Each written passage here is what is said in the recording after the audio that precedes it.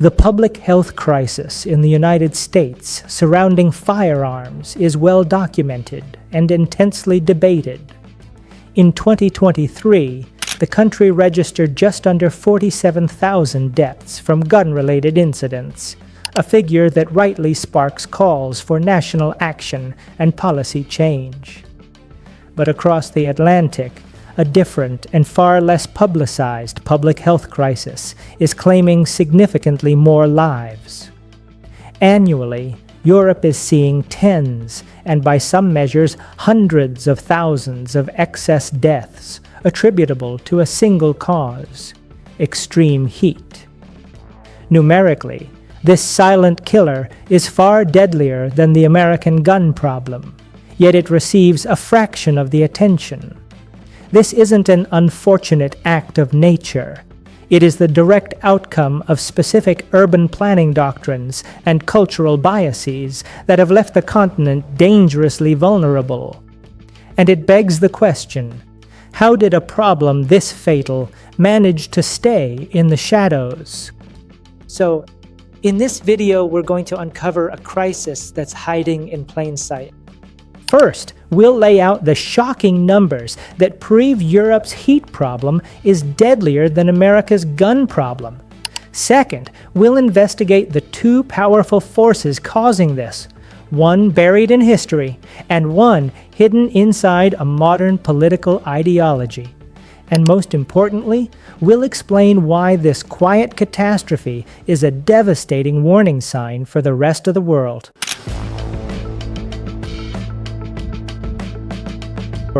Okay, let's start with the unbelievable fact at the heart of this story. You've heard the endless emotional debates about gun violence in the United States.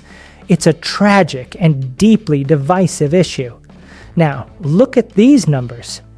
According to the CDC, in 2023, there were just under 47,000 firearm-related deaths in the U.S., a horrific number. But now, look at this. The World Health Organization reports a staggering 175,000 heat-related deaths in its European region annually, even with more conservative estimates from other studies, which place the number between 50,000 and 70,000 in a single summer. The conclusion is the same. By any measure, the number of people dying from heat in Europe dwarfs the number of people dying from guns in America. So what is going on? There are two core reasons.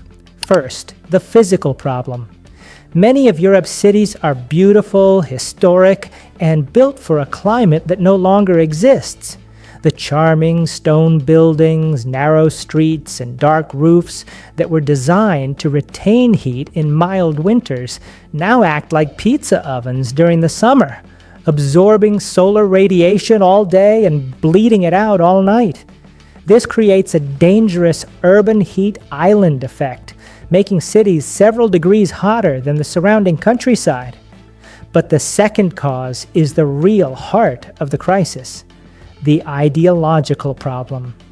While countries like the US, Japan, or even China have embraced air conditioning as a standard technology for modern life, much of Europe has an institutional and cultural resistance to it. It's seen as an ugly, noisy, American-style luxury that's bad for the planet. And this isn't just a feeling. It's written into official policy. The Mayor of London's own planning framework explicitly states that AC systems are not desirable. They argue that the systems use too much energy and expel hot air, adding to the urban heat problem. This mindset goes even deeper.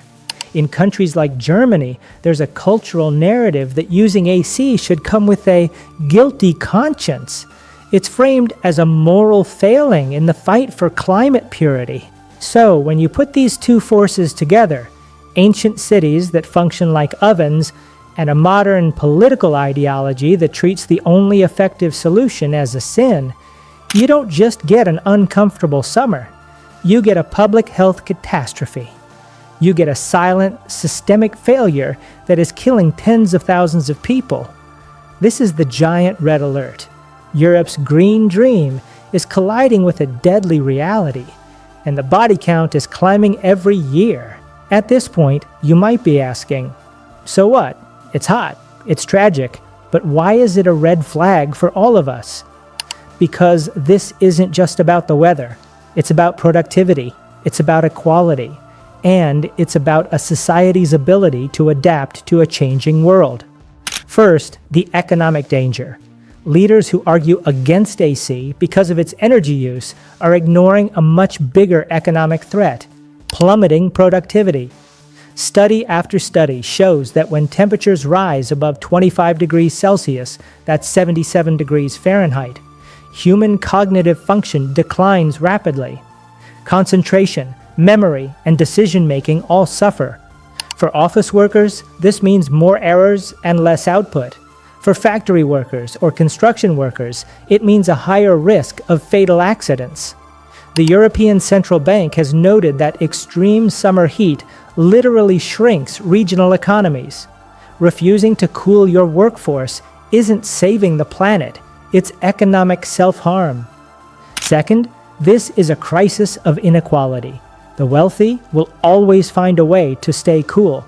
They can afford to install AC, take vacations to cooler climates, or live in leafy suburbs that are less affected by urban heat. The people who are trapped are the poor, the working class, and the elderly, often living in poorly ventilated public housing in the hottest parts of the city.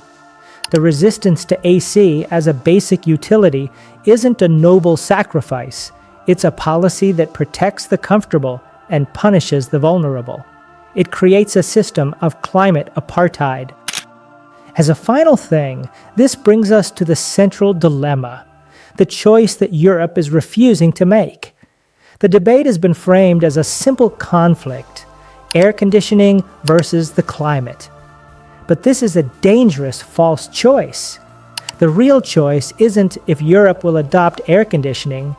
The staggering death toll has already answered that question. The real choice is between stupid adaptation and intelligent adaptation. Stupid adaptation is what's happening now, letting the problem fester until citizens are forced to buy cheap, inefficient portable AC units in a panic during a heat wave, crashing the power grid. Intelligent adaptation is the path they are ignoring. It means aggressively subsidizing high-efficiency heat pumps that cool in the summer and heat in the winter. It means mandating cool roofs and green infrastructure on all new buildings.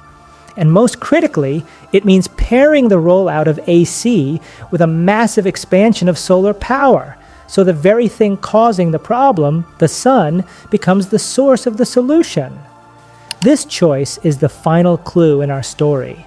Leaders are so focused on the ideal of a carbon-free future that they are failing to protect their citizens in the carbon-filled present. Europe's green dream doesn't have to come with a deadly body count.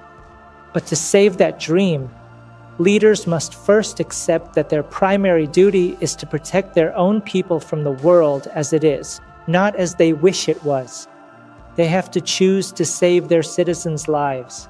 And that's a choice that can't be delayed any longer.